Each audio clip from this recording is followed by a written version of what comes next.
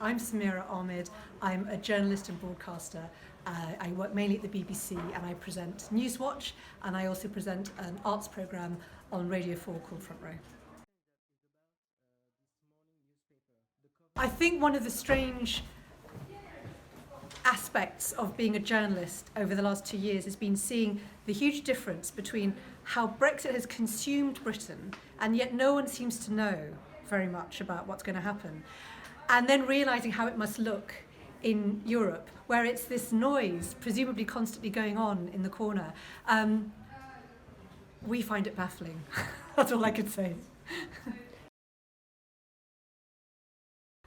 I think there's a tendency in British political reporting to focus on the personalities and the drama and not enough on the story. But having said that, it's a really complicated story, and even the journalists who've devoted the last 2 years of their life to reporting it would say it's overwhelming, it's constantly changing, and it's very hard to have a clear idea of what might happen.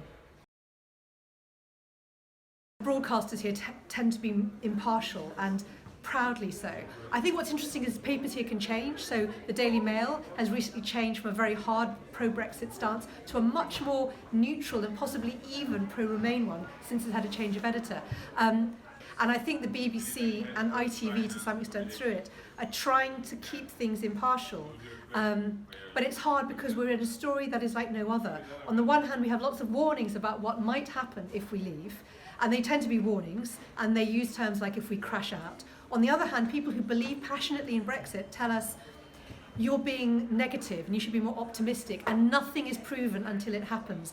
And when you're dealing with this scenario, where nothing has quite happened yet and everything is only projection, I don't think it's easy to win. I think the BBC just gets more criticism, but I think it tries its best.